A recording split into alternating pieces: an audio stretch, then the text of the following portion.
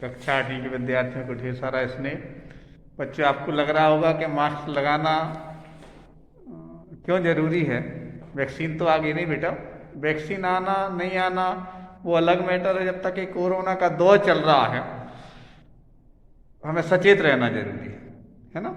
हम पूरी कोशिश करें सार्वजनिक क्षेत्रों में मास्क का प्रयोग करें, क्योंकि हमारे यहाँ आसपास यहाँ बच्चे नहीं, हम खाली क्लास में हैं और बोलने में अनकम्फर्ट हो रहा है, इसलिए हम इसको निकाल रहे हैं। लेकिन ये मोरल वैल्यू की बात भी है कि सुरक्षा ही वास्तव में हमारे जीवन का सबसे बड़ा आधार है। और हम स्वच्छ रहें, स्वस्थ रहें, स्वाधीन बने। आज का पाठ स्वाधीनता से जुड़ा हुआ है और विशेष रूप से माताओं बहनों के लिए, बेटियों के लिए। एक गांव है तमिलनाडु में, पुडुकोट्टई, बहुत पिछड़ा क्षेत्र है।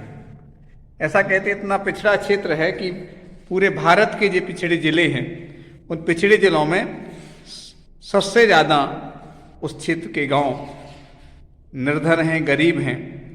और वहाँ पर उस क्षेत्र के लोगों में, खासतौर से महिलाओं में एक जागृति आई स्वावलंबन की, आत्मनिर्भर होने की, स्वाधीन होने की, प्रगतिशील होने की।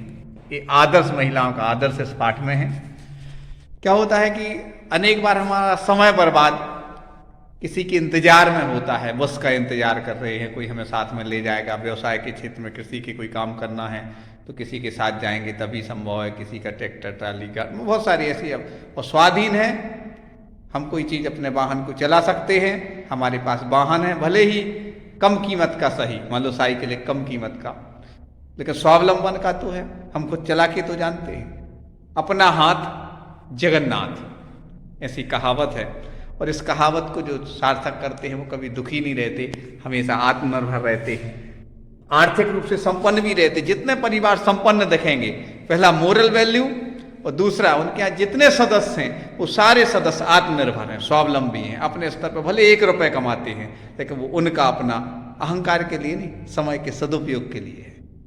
और इसी उद्देश्य को लेकर के अपने जीवन का आदर्श प्रस्तुत करती हैं कुछ नवसाक्षर महिलाएं। नवसाक्षर का अर्थ होता है बेटा नए नए सीखने वाले। वहाँ पर उस पुडुकोट्टई की महिलाएं गरीब निर्धन क्षेत्र से हैं और नवसाक्षर हैं, नए नए सीख रही हैं। क्या?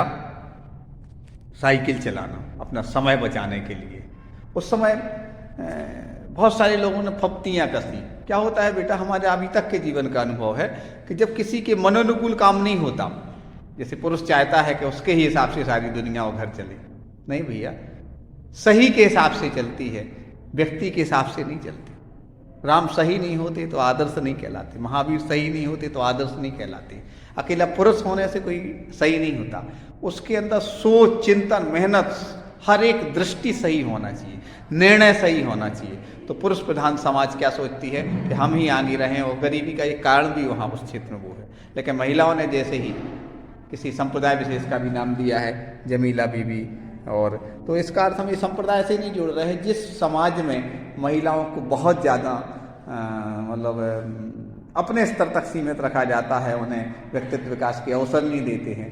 उस समाज में लोग धर्म के मूल स्वरूप को नहीं समझते। हर एक धर्म में स्त्री, माता, बहन, मातृशक्ति को सर्वोच्च स्थिति दी गई है, उनके व्यक्तित्व विकास के सर्वोच्च अवसर दिए गए हैं।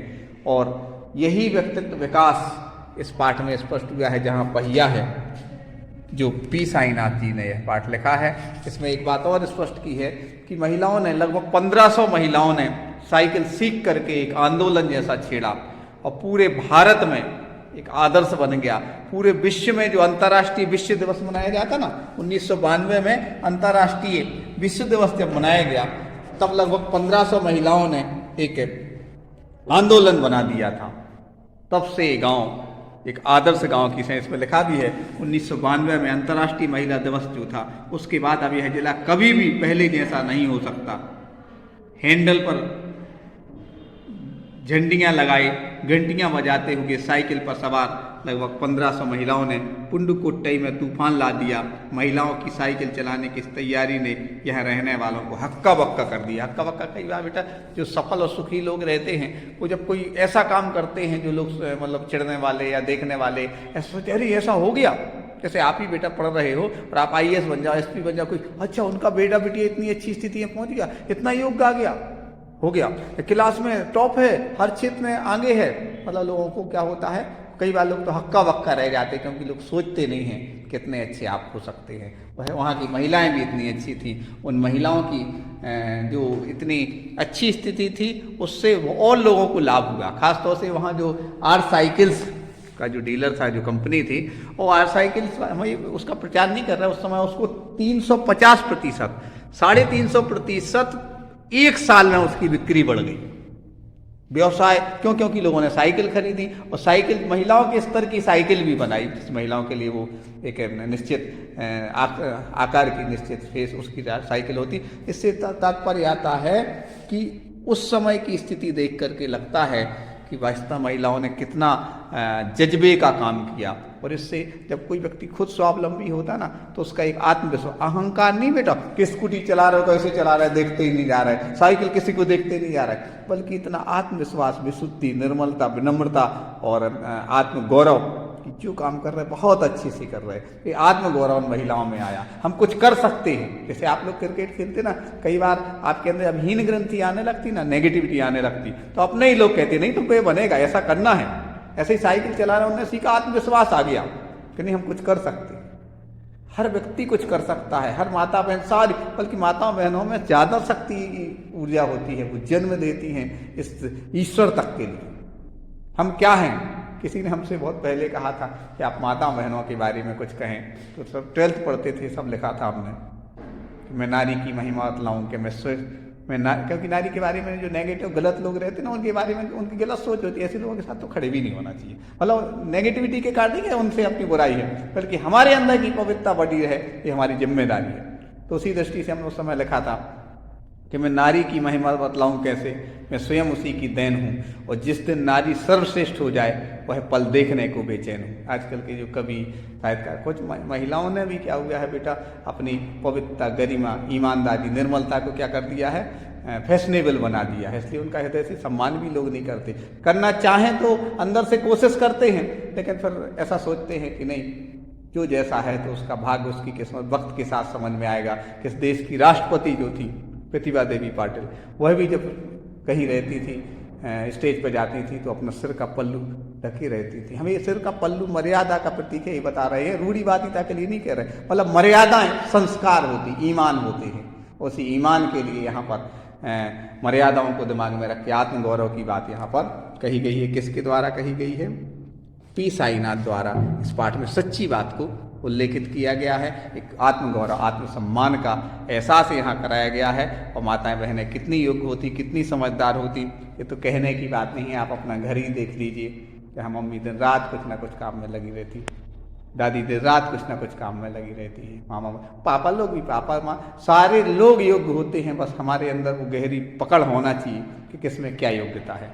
इस पाठ की हमने मूल थीम, मूल समझी यही समझी है कि आत्मसम्मान, आत्मगौरव और प्रगतिशीलता का आदर्श इस पाठ में आया है। इसमें साइकिल चला करके तमिलनाडु की पुडुकोट्टई की महिलाओं ने एक आत्मसम्मान, आत्मगौरव, स्वावलंबन का पाठ पढ़ाया है, आदर्श प्रस्तुत किया है। हम इस पाठ को ठीक से पढ़ेंगे, समझेंगे।